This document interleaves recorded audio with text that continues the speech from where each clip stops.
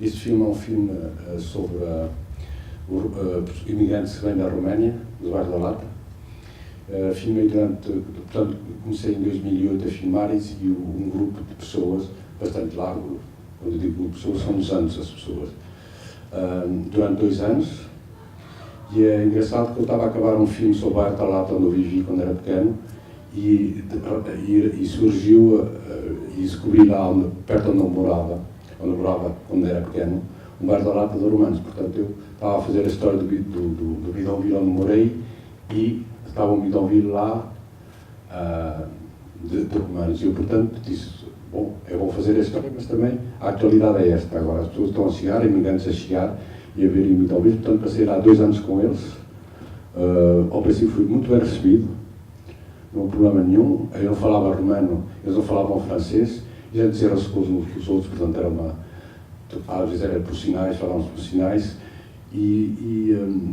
aumentando pouco a pouco, durante 2 anos as pessoas começaram a aprender um pouco francês, eu falar um pouco, algumas palavras do romano, e a gente já conseguia trocar algumas impressões, até consegui fazer algumas entrevistas, praticamente, coisas assim rápidas, sem praticamente, com as palavras do romano, pá. E depois, para as entrevistas, claro, tinham um intérprete. Há palavras que em português sou capaz de dizer, porque são intérprete. Boa noite. A pergunta óbvia, como é que foi estabelecer a relação com esta comunidade, trabalhar com eles, filmar nestas condições tão precárias, enfim, o contexto mais geral da produção, se pudesse dizer alguma coisa sobre isso, seria muito interessante. Para já foi uma experiência humana muito importante para mim, quer dizer, descobri muitas coisas que eu não conhecia, e foram 2 anos onde aprendi muita coisa lá com eles. A primeira coisa foi uma experiência mesmo importante para mim na minha vida. Eu comecei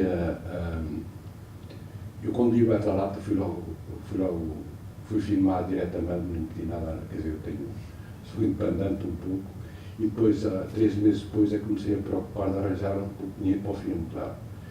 E por acaso tivemos, ao nível da produção, tive sorte porque houve lá uma ajuda especial para filmes já tinham começado, e eu ganhei, era um concurso que foi aberto, e ganhei, éramos 5 em França a ganhar, havia 5 pessoas no concurso, havia 5 ajudas, e eu tive essa ajuda, portanto foi importante, e eu pude continuar a filmar, e sobretudo uma coisa que eu queria fazer absolutamente, ir à Roménia, porque eu queria que as pessoas falassem, há só um casal aqui ao fim que fala no Bairro da Lata, porque não estavam na Roménia quando lá fui, porque durante o inverno as pessoas geralmente, como é muito complicado, no período de Natal vão para a Roménia passar as festas em família, porque eles são, a religião deles é a religião da Roménia, são ortodoxos, como é que eles dizem aqui? Ortodoxos, e para o volta do 7 de janeiro, que é a festa do Ano Novo e do Natal, essas coisas todas, e eu queria ir lá porque queria que as pessoas falassem em casa deles, na imigração, como é que eles viviam esta imigração. E na Roménia, passei lá 15 dias, claro, a Roménia parece a mesma miséria que em Portugal, aqui nos anos 60, nessas aldeias, não é? É mais ou menos a mesma coisa, quer dizer, as pessoas todas a ir embora,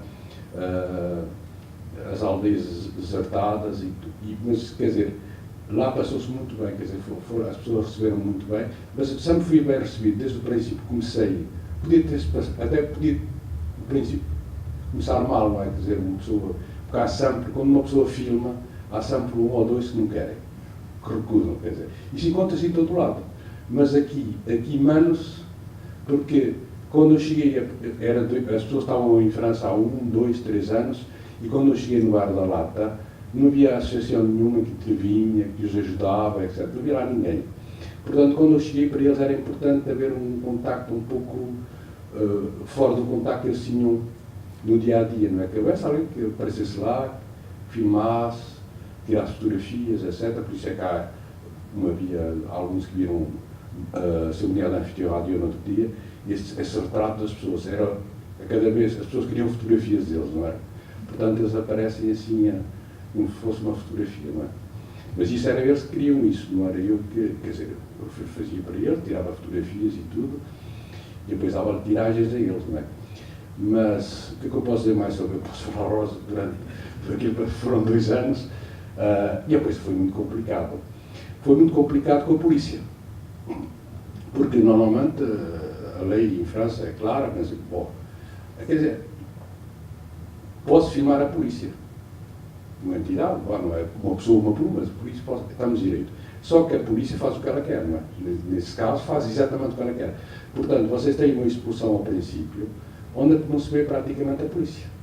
E a polícia tirou-me de lá, disse: você não faz imagens, e eu disse: mas eu tenho perfeitamente direito de filmar, mas bom, eu contra 50 ou 100 polícias não posso fazer nada, não é? Eu sozinho. E as pessoas também, quer dizer, isto passa-se, as expulsões passam-se de uma maneira, eles vão-se embora, não há resistência, eles sabem bem que não vale a pena enfrentar a polícia. Eles estão há pouco tempo em França, não há confrontação nenhuma com a polícia, vão-se embora. Só que a última expulsão, antes de eu começasse a filmar, passou-se muito mal. Eles bateram em alguns tipos, etc., houve problemas. E aqui, como já havia alguns franceses que estavam a ver o que estava a passar, mas a polícia já faz mais atenção, não é? Eu, depois da primeira expulsão, fiz um artigo para um jornal na net, e foi, quer dizer, a denunciar o que estava a passar, mas, quer dizer, e houve até, fizemos uma queixa a um organismo que se ocupa, quando uma pessoa quer queixar-se da polícia, há um organismo para isso. Porque isso não é legal, tudo que se passa aqui não é legal. A maneira como a polícia procede, pôr as pessoas no comboio, obrigá-las a ir para um sítio, é proibido, não é? Posso expulsar, tinha o direito de expulsar, havia uma autorização de expulsar, mas a polícia nesse momento faz exatamente o que eles querem. Portanto, vocês veem uma expulsão, praticamente ao princípio, e ao fim já me esquecem, na estação, os gajos já se esqueceram do seu lado. Mas ao princípio, portanto, há os romanos, há o guarda-lata, há aquele bulldozer, aquele catrapilho que está. Mas entre os dois há a polícia, mas eu não tenho direito de filmar a polícia. Pronto, sério, não queremos ser filmado. E a relação mais complicada foi com a polícia. E depois é uma experiência dura porque há momentos que uma pessoa. Não é que apetece chorar, é que uma pessoa chora mesmo. De ver como é que as pessoas, seres humanos, são tratados. Quer dizer. Pronto, e há esse momento difícil, depois há aqueles momentos de festa, de falar com as pessoas e tudo. E também descobri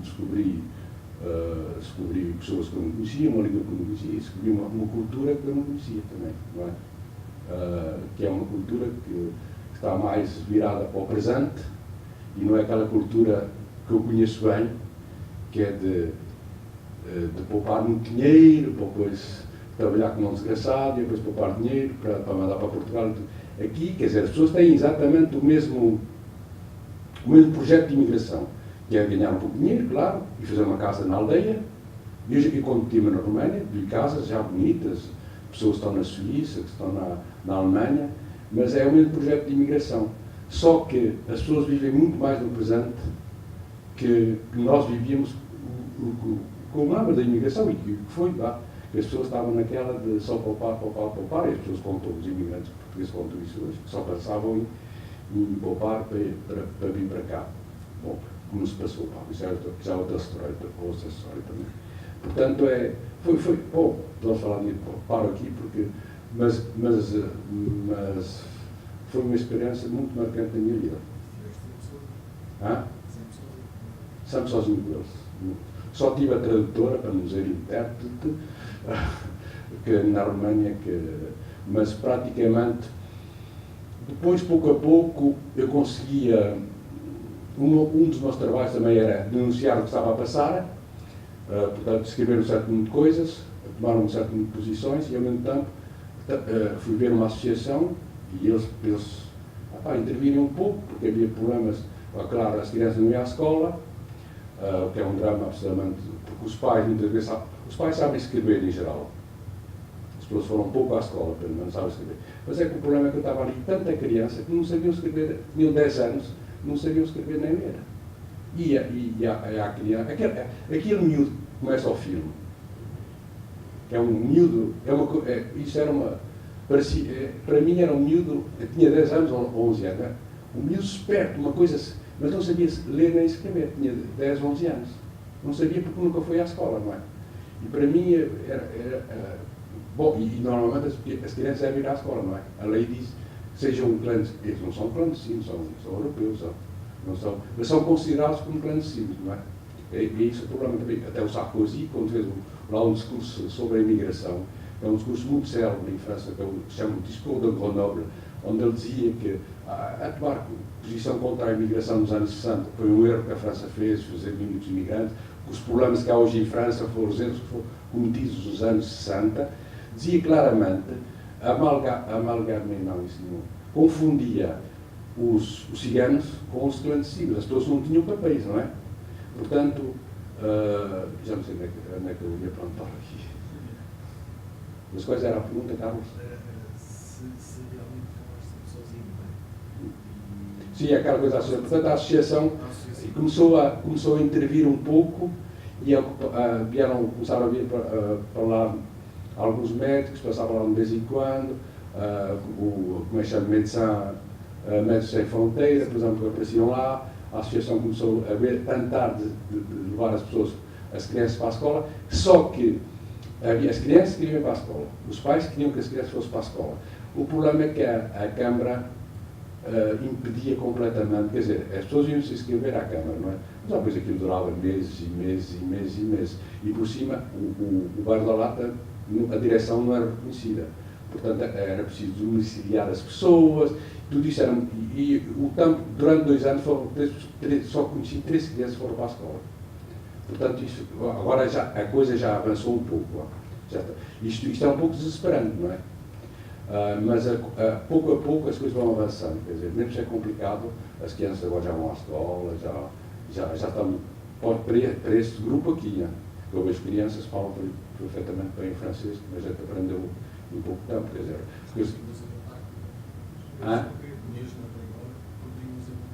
sim, ainda vejo pessoas, não vejo as pessoas todas. Mas as pessoas que eu vou, sabe como é que evoluíram, como é que estão integradas, teve esse feedback. Sei coisas, claro, não sei se sou essa é muita pessoa. Não, mas eu sei que sei. Por exemplo, os miúdos, as crianças, teriam 9 anos, agora terão que isto foi há 10 anos, foi há 10 anos, não 25, 26 anos, já são sim, adultos. sim. Por acaso o miúdo que está ao princípio do filme morreu no desastre. Porque eles, sabe, eles moram, claro, Alsace, à borda das Alsace será as Alsace, claro. E o miúdo, para mim foi uma pena enorme, porque era um miúdo que gostava muito de trabalhar. Mas, eu queria dizer, agora passei no miúdo, agora estou. Não, era de facto ver se sentiu necessidade, depois de ter filmado isto durante 2 anos, de perceber qual foi o percurso de cada um, ou cada um, ou aqueles que foram mais importantes para si, que deve haver sempre um ou outro mais importantes. Durante o filme houve 2 ou 3 figuras que gostei mais, ou que tive mais interesse, ou mais curiosidade. E depois, no fundo, também é aquela questão de como é que percebeu que essa associação que acompanhava ajudava ou não a integrar-se, tirando pontualmente os médicos, quando se começa a falar num determinado grupo, começa a chamar a atenção, se interessam, por exemplo, os registros deles, os serviços, etc. Se isso depois teve algum feedback a esse nível, concretamente. Concretamente, por exemplo, o Lionel que está ao fim, que era, e ele já falava, eu tinha mais contato com ele simplesmente porque ele já falava um pouco, já se exprimia em francês, não é? Já falava francês, ou falava mais ou menos normalmente com ele, não é? Por exemplo, o Lionel hoje está num apartamento, trabalha, porque quando eu filmei, os romanos estavam num estádio transitório que eram considerados ao nível de trabalho como sem papéis, quer dizer, era preciso uma autorização da prefeitura para eles trabalharem, não era? E isso era para os países que tinham entrado, como a Bulgária e a Roménia, não é? Tinham entrado há pouco tempo. Portanto, a partir de, acho que foi em 2014, acho, uma coisa assim, não estou certa a data, mas eles podem trabalhar como um europeu qualquer, como um português vai para lá, não é? Agora, esse ano transitório já acabou. Portanto, o Lionel, por exemplo, tem um apartamento e trabalha. E a filha foi para a escola, pronto, Esse. Agora, no outro dia encontrei um tipo que era adolescente na época também. Houve lá uma projeção do outro filme que eu fiz sobre andar também, os romanos, e é um tipo que era um tipo muito inteligente, e eu vi lá, veio ver o filme, estive a falar com ele, está com uma francesa, para ver essas coisas já se passam. E depois, um momento também que foi muito forte foi quando houve uma espécie de uma marcha para o Ionut, aquele miúdo do princípio, quando ele morreu. Prestaram mais ao miúdo, não é? Porque toda a gente gostava muito dele, toda a gente gostava dele. E encontrei muita pessoa e muitos adolescentes que já estavam com francesas, por exemplo. O que parece aqui impossível. O que parece, quer dizer, mas isto são o quê? Isto são 2 ou 3 anos só depois. E já as coisas estão a avançar completamente. Quer dizer, e o que mais exemplo é que eu posso dar mais? Portanto, pessoas que eu conheço, mas que não filmei. Pessoas que já vão à universidade. Uma coisa normal, quer dizer. Sim, eu até tive a ideia, mas não sei, de fazer 10 anos depois. É isso que eu ia querer. Pois. Surgiu-se essa vontade. Sim. A vontade existe, às vezes é complicado, mas isto não abandonei a ideia. O problema é que cada vez é complicado para mim, e ali eu estava no Bar da Lata, estava numa unidade de lugar, não é? Viveu com eles alguma semana, algum dia, dormiu com eles, comeu com eles? A isso tive muitos convites para dormir lá, até dizer, olha, está aqui uma barraca, posso dormir aqui. Pronto. Mas isso não fiz porque eu precisava também de energia para filmar, sobretudo. Bom, por exemplo, eu pensava a dormir lá, por exemplo, o dia que havia expulsões, por exemplo. É 6 da manhã uma expulsão, portanto o gajo tem de se levantar cedo e tal, vir de Paris e tudo. Bom, mas por acaso nunca, passei lá muito tempo, comi com eles. Claro, mas não se sentir bem. Mas barraca já estava, isso de barraca já tinha vivido. Pronto, não era preciso. Está muito bom nesse aspecto, traduz realmente, cruamente, o que é a realidade de uma comunidade que não está inserida na sociedade, no meio de autoestradas e de prédios e de aeroportos. Eu acho que você conseguiu isso muito bem. E pensei que pudesse ter vindo daí a forma como filmou. Não tenho curiosidade. Eu acho que é extremamente importante teres esse projeto, pelo menos pensado, porque isto quebra muito preconceito. Ou seja, quem vê isto, há coisas que todos nós já passamos na rua por estas pessoas e não ligamos, e isto é muito importante para nós. Para nós e para toda a gente, quer dizer, o facto de nós olharmos para as pessoas e nesta altura lembro-me que realmente era violento o discurso de Sarkozy, tudo que passava para cá para fora era extremamente violento. E é importante mostrar esse outro lado das pessoas, e que este sítio te diz muito, não é? Porque este era o sítio onde... Pois, eu sou expulso no filme 2 vezes, e o sítio, o filme passou no outro dia, este sítio, aqui quando se vê aquelas 3 torres atrás, é o sítio onde eu vivi quando era pequeno. Esses 3 torres eram o que eu via do Bar da Lata onde eu vivia. Portanto, para mim, por isso é que eu fiz um filme a cruzar as 2 histórias dos 2 Bares da Lata, que já, portanto, Memórias de um Futuro Radioso. Mas, claro que, para mim, eu estava mesmo na... E, para mim, o facto de filmar, por exemplo, ao domingo, aquelas festas que há ao domingo, quer dizer, a aldeia... Um Bar da Lata é uma aldeia que está-se a construir, não é? E começa a haver aqueles lugares onde as pessoas se encontram ao domingo, onde dançam, onde bebem, onde falam, etc., onde convivem. E eu tinha a mesma impressão, havia domingos que eu tinha a mesma impressão de ser pequeno e estar no Bar da Lata. E há portugueses que olham para mim e dizem, mas poderia um debate aqui um pouco difícil à volta disso, sobretudo com o senhor que dizia, mas a cultura não é a mesma. Mas eu digo finalmente, você não está a pôr o problema da cultura, está quase a dizer que não são seres humanos. que é essa história. Mas eu fiz esse filme para só... Mas naquela época, em 2008, eu tinha amigos que diziam, pá, isso é amigos meus, que são politicamente corretos, não é?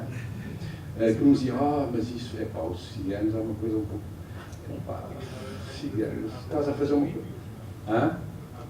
Os líbios, que se começa a falar, né? Os? Na África, em todos estes, Moçambique, Angola, todos esses bairros também, que as pessoas são completamente enxutadas para fora das cidades, das grandes cidades, e são postas à margem, quase como se fossem cães, como se fossem animais. Mas naquele período de 2008 era muito complicado, porque havia uma campanha mediática contra eles terrível, sobretudo da parte da direita, não é? Dos jornais de direita. E eu queria só queria mostrar, e depois era aquela coisa, eles dizem, considerados que são animais, não é? Eram considerados como animais. O meu único objetivo é só mostrar, é um pouco complicado, quer dizer, complicado não, uma pessoa chega a esse ponto, não é? Dizer, olha, vou-vos mostrar ser humano, simplesmente, e vou-vos mostrar pessoas que têm um projeto de imigração, que são imigrantes. Pois, e essa coisa de ser, é que ninguém, os gajos vêm aqui só para apanhar um pouco de dinheiro, e eles não têm regalias nenhumas lá, não chegam lá, não têm nada de mínimos sociais e tudo, não têm direito, não é? Mas as pessoas estão convencidas que quem tem direito a isso, não tem direito a nada, eles não têm direito absolutamente a nada, não é? Ao princípio não têm direito a nada, não é? Portanto, era simplesmente mostrar que eram imigrantes. Eu lembro-me de enviar um filme ao meu irmão, que mora no sul da França, que me enviou um mail a dizer obrigado por ter mudado como é que disseste há pouquinho, Carlos, o facto, como é que a gente os vê, vá. E era o meu irmão, quer dizer, que estávamos de acordo com o facto, vivemos juntos, eu me relato com ele, e que tinha também esse preconceito sobre as pessoas. Mas ele disse-me no meio lá, mas bom, o filme serviu para uma coisa, já para o meu irmão já serviu. E era isso a ideia que eu tinha, era mesmo mudar bom, mas claro, isto é um combate, o filme não é um filme que vai fazer isso, mas ainda convenci algumas pessoas mesmo assim, e acho que o trabalho também do documentário também pode ser esse, não é só esse, claro, mas pode ser esse também. Ali viu-se naquelas comunidades, na comunidade, mas não fiquei a perceber bem. Aquilo são comunidades ciganas ou havia também romenos, como a certa altura, portanto eles estavam na mesma comunidade, misturados, como é que era essa convivência? Porque foi aquele casal que é o cigano que casou com uma romena e que foi, pura e simplesmente, posto de lado pela família dela e deles. Portanto, isso nota-se nessa comunidade, quer dizer, nessa experiência que viveste aí. Nota-se, quer dizer, na Roménia, eles são 2 milhões na Roménia, há 20 milhões de habitantes, são 10%, até importante, não é? Eles foram por à parte. O que é importante dizer também aqui é que eles até 1865, naquela região do sul da Roménia, eram escravos. Era quê? Escravos, eram escravos. Quer dizer, não eram escravos, eram literalmente escravos. Quer dizer, bom, portanto, isso marca um povo, claro. Portanto, eles chegaram considera-se que eles chegaram na Idade Média, 1500 e tal. Chegaram à Roménia, não se sabe bem de onde é que eles vêm lá da Índia. Fala-se da Índia, mas é mais complicado. Quer dizer, não se sabe bem, essa história não é... Há um certo número de hipóteses, mas posso dizer que vieram com um certo número de armadas da Índia, pouco a pouco para a frente, não é? E meteram séculos a atravessar, chegar à Ásia ali à Turquia e tudo, e passaram para a Europa na Idade Média, não é? Mais ou menos. Bom, isso é importante. E depois, eu estou muito cansado, vocês desculpem, mas eu perco, como estou cansado assim, perco cada vez o fio da conversa, porque há tanta coisa a dizer sobre isso, eu vou falar, portanto,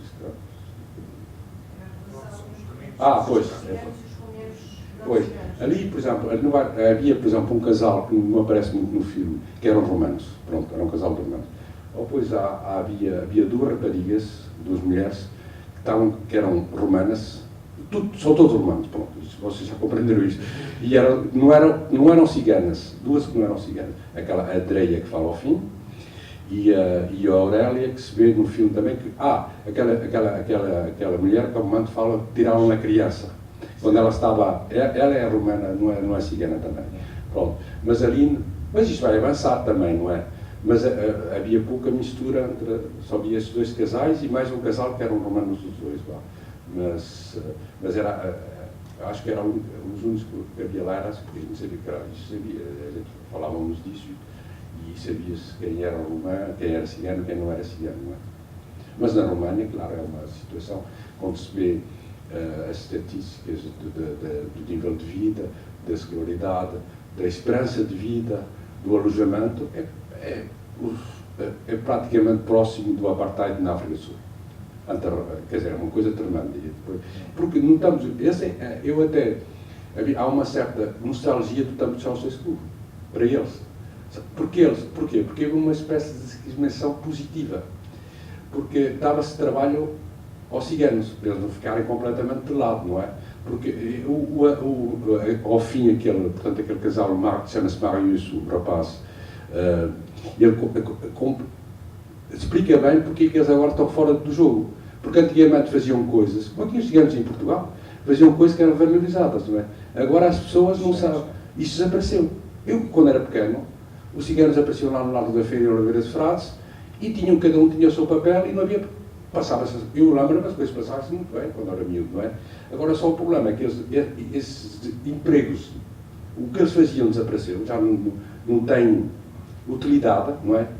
Mesmo se eu vejo em Oliveira de Frades, por exemplo, eu não podia ter falado lá com os ciganos que fazem aqueles cestos e tudo ainda se vê isso. Bom, fazem poucos cestos, é muito mais popular. Antigamente eram necessários, quer dizer, tinha um papel na sociedade. E hoje esse papel desapareceu um pouco e é muito mais complicado. Bom, na feira continua a vender roupa e tudo, vocês conhecem melhor que eu, porque vivem cá, não é?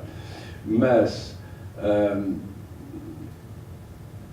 eles, naquela época, ainda tinham pouco trabalho. Hoje ninguém dá trabalho aos ciganos também. É raríssimo uma pessoa, exigem, houve lá, por exemplo, os franceses implantaram lá os acúmulos de fábricas e não há ciganos, não se emprega ciganos. Logo sabem que uma pessoa é cigana e geralmente, fisicamente, há uma diferença, claro. Às vezes não há até, mas porque houve muitas, como é que se diz, misturas, como aconteceu nesse Carvalho, aconteceu nas Antilhas Francesas, por exemplo, os patrões que faziam o período com as mulheres e tudo, e houve umas misturas assim também, não é? E aqui eu vi crianças com os olhos azuis e louros, claro, que são ciganas. E qual foi, tendo em conta a tua filmografia, que é mais de imigração, o papel e aquilo que viveste em França nos anos 60, de alguma maneira este filme, quer dizer, houve alguma coisa que te chamou a atenção, quer dizer, fazendo paralelo dos anos 60, os bidonvilles, ou na realidade é algo diferente, ou podemos fazer A realidade é diferente porque quando a gente foi para lá havia éramos mão de obra e é preciso muita mão de obra, mesmo muita, e se fomos mais ou menos recebidos lá era porque haviam. E as pessoas também, quando iam daqui, também sabiam que em França havia trabalho, também não iam assim à toa, não é? Mas fora dos que tinham de ir embora para não ir para a guerra, e porque senão ia para a prisão, etc. Fora desse, as pessoas sabiam nas aldeias, lá atrás de montes, na beira, e tudo, sabiam que havia trabalho em França. Agora, a diferença fundamental é que há muito menos possibilidades de trabalho. Isso é evidente. O resto, para mim, claro, a diferença cultural existe, é normal. Também são do país de leste, não é? Mas esses bairros de lata, aquela... A lama é a mesma. A lama é a mesma. Posso dizer uma coisa, garanto-vos uma coisa, o cheiro é o mesmo. O cheiro da lama não é bem o cheiro da lama, é a lama misturada com aquelas coisas que se põem cá para fora, a água das cozinhas e tal e tal. Esse cheiro da lama, a primeira coisa, o Marcel Proust tem razão, a coisa que fica mais na nossa memória é o cheiro. Mas França sempre cheirou mal. Hã? França sempre cheirou mal. Sim. Sendo uma cidade que cheirava mal. E portanto o cheiro da lama, a primeira coisa, e não foi só o cheiro da lama, foi também, uma pessoa quando vai à volta do guarda-lata, à volta do guarda-lata, geralmente há uns terrenos estão abandonados, não é? E o cheiro desses terrenos abandonados, que são um pouco, quando as pessoas vão fazer o serviço, não é? O serviço, é isso para mim foi a primeira coisa, foi o cheiro fora, assim, um pouco fora do guarda-lata e condensantes no guarda-lata. Para aí, quando eu cheguei lá, tive um arrepio até, porque é uma coisa que fica na memória, e isso não sai da memória. Mas não há a partir do momento uma pessoa sabe um pouco aos outros. É a mesma coisa, é a mesma experiência humana. Para mim foi assim que eu vivi, simplesmente. E onde é que iam buscar a água? Onde é que eles iam buscar água? Quando estava à volta da autostrada, faziam quilómetros a buscar água. Quilómetros. Eu até já não me lembro onde é que eles iam buscar água. Quando eles foram expulsos, e depois compravam água também. Compravam? Porque havia momentos que não era muito complicado. E depois, quando eles foram, estão no guarda-lata de Castro, 3 torres atrás, está lá um parque. Portanto, havia o lago onde eles podiam lavar roupa, vocês viram a cena, e havia água lá no parque, não é? Portanto, o problema é que no inverno gelava a água, e não havia água. Mas isso a água é um problema essencial, mas é um problema essencial no mundo inteiro hoje, não é? Na África, um dos problemas, e em outros países, e em outros continentes, o problema é a água. E ali a água é um trabalhão. É um trabalhão. Eu lembro-me de ter ido com uma miúda buscar água com ela, não está no filme, mas ia fazer um trabalhinho atrás dela, já nunca mais lá chegar, já ia estafado, e depois ela parava, e depois falávamos um pouco, ela falava espanhol. Porque eu tive a sorte as línguas foi interessante porque, por exemplo, o Marius, este do casal que aparece ao fim, falava inglês. E eu falo muito mal o inglês, e ele falava perfeitamente bem o inglês. Portanto, a gente conseguia falar em inglês. E depois havia as adolescentes que na televisão de Roménia viam muitas telenovelas mexicanas. E sabia falar espanhol. E encontrei lá, e falei português lá. Apareceu lá uma família que vinha de Portugal e que voltou para Portugal, porque eu tive a falar com ele e eu falava muito bem português lá. E eles diziam, então vocês em Portugal não estão bem? Não, vamos outra vez para Portugal. Aqui é que não está bem, em França não está bem. E vieram outra vez para Portugal. E depois falavam, muitos tinham passado para a Itália, e eles iam fazer a colheita dos tomates aí para setembro para a Itália. Portanto falavam também o italiano. O italiano é próximo um pouco. Bom, o romano também é uma língua latina que se compreende palavras de toda maneira. E depois também estive lá na neta a aprender um pouco o romano, à noite, para ver se compreendia alguma coisa que eles diziam. Mas, bom, era isso que eu quis dizer.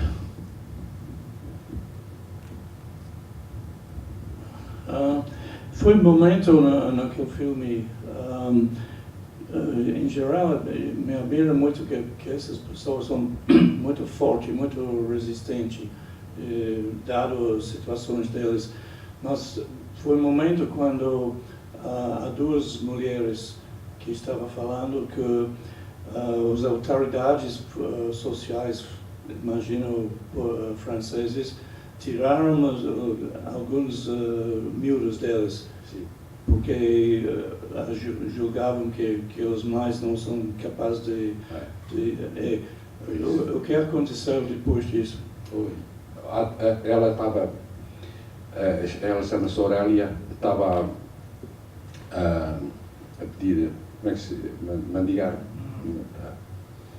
E lá em Paris, por exemplo, Paris geralmente, e estava com o filho dela, que era um bebê, e com a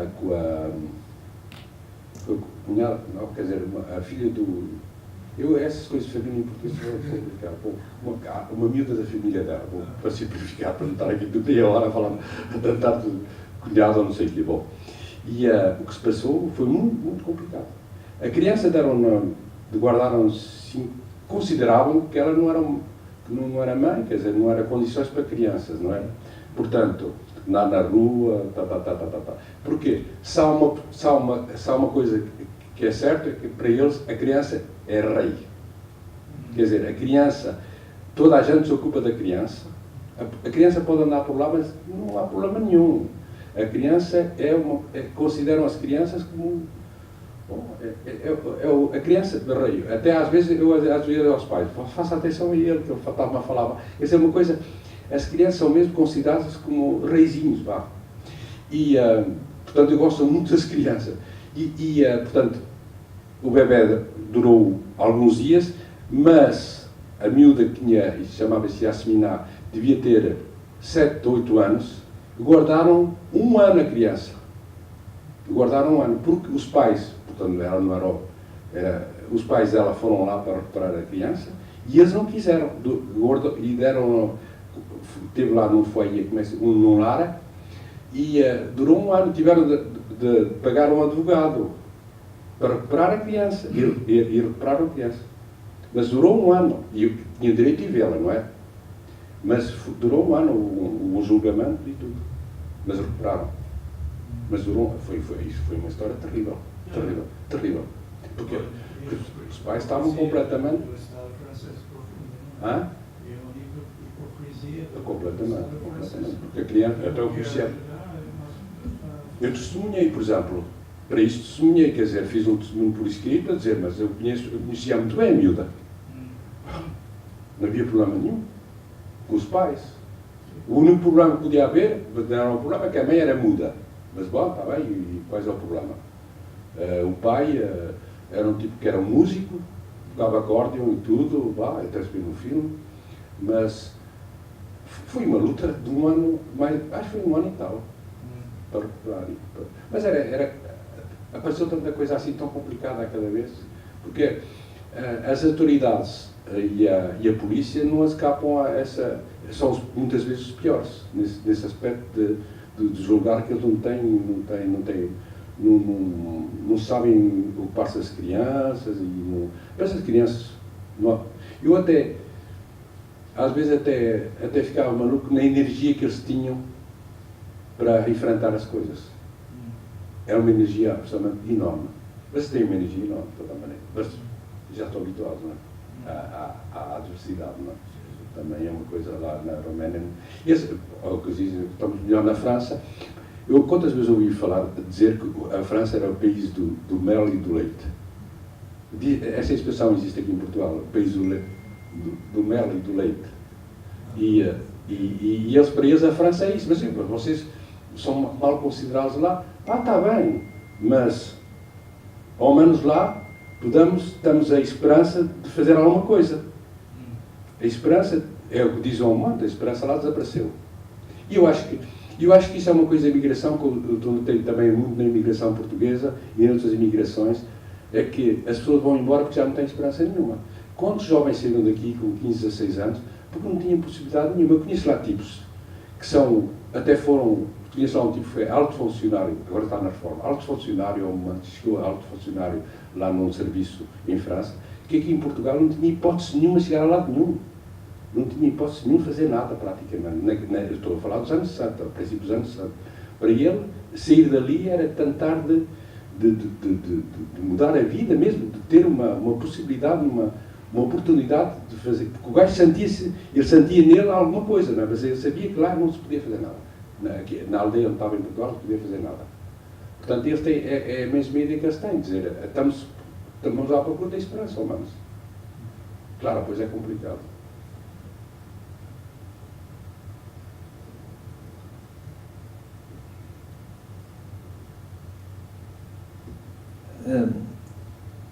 É só uma questão mais técnica, que é o José Vieira filma imenso. Parece, pelo menos dá-me a ideia que filma muito, não é? E não só filma como filma muito bem e encontra imensa gente interessante. E eu sou da área da montagem e imagino que seja terrível montar este filme, porque deve ter tanta coisa boa, não é? Tanta gente, tantos testemunhos. E a minha pergunta é essa, como é que lida na montagem com tanta matéria tão boa e depois é preciso cortar, não é? É preciso fazer escolhas, ou seja, a minha sugestão é ou estico os filmes ou encolho a filmagem. E a pergunta é a montagem, como é que funciona e como é que faz esta gestão, porque há tanta gente ali, de certeza que há tanta coisa boa que ficou de fora, que eu pergunto-lhe como é que... Epá, eu sou perguntas que não sou capaz de responder. São coisas que eu não... Epá, e como eu não tenho formação não tenho formação nenhuma, quer dizer, aprendi assim a fazer, não é? Nunca fiz estudo de cinema e nunca fiz estudo de montagem. Aqui tinha uma pessoa que tinha fazer, não fui eu que fiz a montagem desse filme, foi o último filme que eu tinha alguém para montar. Agora já nem há dinheiro para pagar uma pessoa para montar, mas foi o último filme que eu tive uma pessoa para montar. Mas eu tinha 120 horas. O que é muito, e há pessoas que lidam com 300, 400 horas. Não é? Alguns filmes fazem isso assim também, não é? Como é que eu fiz? Epá, não. Reduziu 120 horas para uma hora. Como é que eu... É difícil, não é? Foi difícil. Eu sinto isso também, eu senti isto no filme de ontem, que de certeza com muita coisa boa. O pão que já amassou? Sim, sim. Bom, já era um pouco menos, 80 só. 80 horas. Mas não fez assim. Epá, eu não posso... Como é que eu posso explicar isso? Eu não tenho ideia como é que... Epá, escolho as coisas... Sim, acha que houve muita coisa ficou de fora? Acha que houve muito... Porque é que optou por esta duração e não fez um filme maior, por exemplo? Porque eu não acredito, quer dizer, eu acho que não tenho o talento para fazer filmes de 3 horas. Não, isso, eu não vi o último do filme do Wiseman, faço 3 horas e 17, mas eu acho que um filme de 3 horas é muito longo, de toda a maneira. Estive lá 3 horas e 20 a ver o filme, muito interessante, não sei se vocês já ouviram, o filme sobre as bibliotecas em Nova Iorque. É um tipo, um grande documentarista e tudo, mas 3 horas e 20 fora, uma pessoa acaba por se chatear também com o tipo que está a fazer o filme. Mas essa duração, porque eu acho que um filme de 1 hora e tal, 1 hora e 20, 1 hora e 20 ou 1 hora e 18, acho. Mas chega e também. Bom, por exemplo, eu não quero fazer filme só para as pessoas que... Esse filme foi muito protestado nas associações em França, passou na televisão, lá na França. Mas isto passou no réseau, como é que se diz, na rede militante, em alguns cinemas, claro, mas eu quero que as pessoas possam ver os filmes, compreendem os filmes. Quer dizer, toda a gente... A minha ideia era sempre, eu tenho que fazer filmes que o meu pai possa ver e possa compreender. Portanto, eu limito-me nisto, não começo lá... Quer dizer, e ao mesmo tempo, como eu sou um militante, antes de tudo, quero avançar sobre um certo número de ideias. Portanto, a escolha na montagem vai ser com as pessoas que mais revelam a situação, as palavras que existem, ou até uma situação. Mas como é que eu vou explicar a situação, porque é que eu escolhi tal imagem mais que outra no meio de 120 horas? Porque é a situação que me fala mais, que me diz mais, que vai, para mim, vai mostrar mais à pessoa que vai ver o filme qual é a situação, quais é o tipo que vai falar melhor disto ou daquilo. Mas isso não sei, tenho de pensar nisso um dia. Mas geralmente, quando é assim, é por escrito que eu faço as coisas, quer dizer, ponho-me a refletir. Como é que mas eu sou incapaz de vir para trás e explicar como é que se passou, não tenho memória nenhuma por cima. Mas é o mesmo programa de todos os filmes, de toda a maneira, tu deves conhecer isso melhor que eu, tenho a impressão. Até posso explicar às pessoas. Não, mas este filme, eu senti isto nesse filme, porque é uma coisa que eu não sinto com frequência, porque realmente gostava de... Agora apetecia-me seguir a história daquele, há tanta gente, tanta situação, e até sinto às vezes que os planos são curtos, e são curtos porque há tanta coisa para incluir no filme que depois há coisas que têm que ser rápidas. Sinto uma dinâmica muito rápida num filme que podia estender-se mais, mas também percebo a questão da duração, não é? Mas vais ter pessoas que vão dizer, um pouco longo. Não, pois, não é exatamente isso. Não, eu gosto dessa atitude definida. Isto é o meu público. O meu pai é o meu público, é para as associações e de facto é uma duração boa para uma associação. Um filme de 2 horas já é chato numa associação, o meu pai também me chatearia com um filme de 2 horas. Imagina então fazer, a ideia não é só fazer filme e estar lá no alto a dizer, olha, eu faço cinema e vocês vejam o filme. Não, a ideia é fazer filmes para debates. Claro. Para haver confrontação de ideias e tudo. Essa é a ideia. O engraçado é que eu diria que 90% dos filmes que eu vejo acho que podiam ser mais curtos. E o seu tem uma coisa rara de eu achar, este aqui podia ser mais longo. Ou seja, quando disse que era 1h20, eu tinha passado, eu pensei que era 1 hora, ou seja, foi tão rápido. Quer dizer, Sim, no bom sentido, foi rápido. Nem reparei que tinha sido 1h20. então explica lá então como é que se faz as coisas de montagem. Não sou eu que estou aqui a responder. Ah? Oh, claro, tiveram todos uma cópia, foi um sucesso absolutamente. Não, quer dizer, isso também, essa relação é muito importante, porque para já eu fiz mais ou menos, como eles queriam fotografias deles, fiz mais ou menos 2 ou 3 mil tiragens de fotografias, era um trabalhão, foi um trabalhão. E depois fiz muitos filmes para eles, fora disto. Por exemplo, as pessoas faziam... Eu fiz um primeiro filme para eles que durava 26 minutos, sobre os primeiros 3 meses que eu filmei. Fiz só para eles, não é?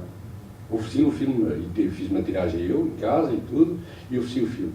Bom, e depois, eles compreenderam que eu podia fazer DVDs, não é? E depois, quando havia uma festa, um aniversário, coisas que se passavam lá, eventos que se passavam no Bar da Lata, as pessoas ao fim já me convidavam a dizer, olha, tu vais ao meu aniversário e vais fazer um DVD do meu aniversário.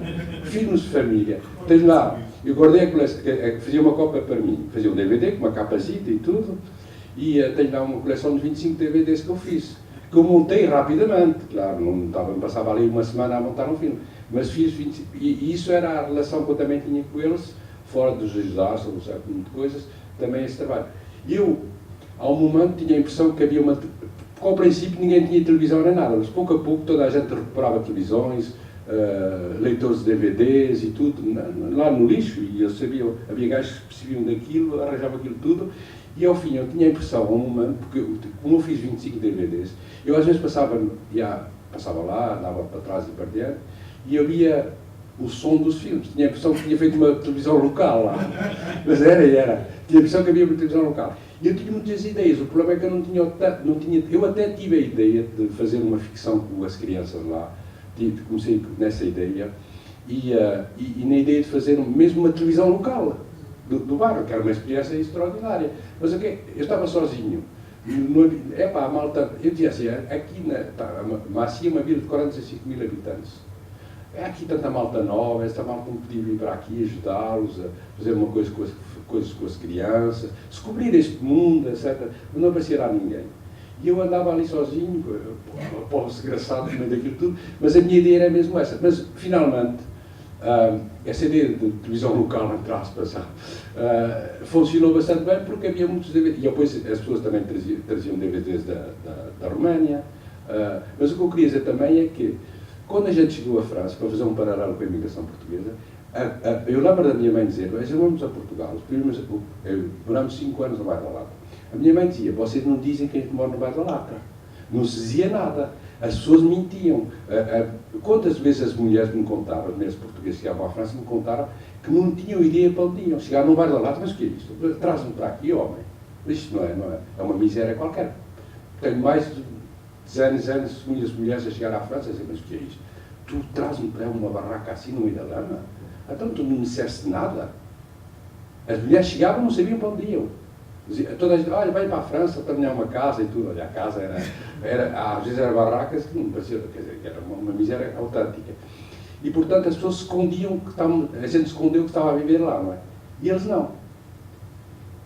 Os DVDs iam para a Roménia e eles diziam que levavam os DVDs para as pessoas saberem onde é que eles viviam, para saberem a verdade.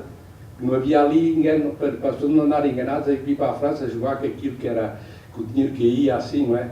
E os DVDs também serviam para isso, para fazer informação, à maneira deles, quer dizer, mostravam à família lá e passavam os DVDs na Roménia, por exemplo. Eu sei que eles muitos me disseram. E depois, ao fim, houve este incêndio, foi uma banda de gajos que chegou lá um dia, começou lá a bater nos gajos e pôs o fogo às barracas. E quer dizer, já não sei o que queria dizer com isto outra vez, sobre essa coisa do incêndio. Bom, fico por aqui. Estou muito cansado. Também já deve ser a idade.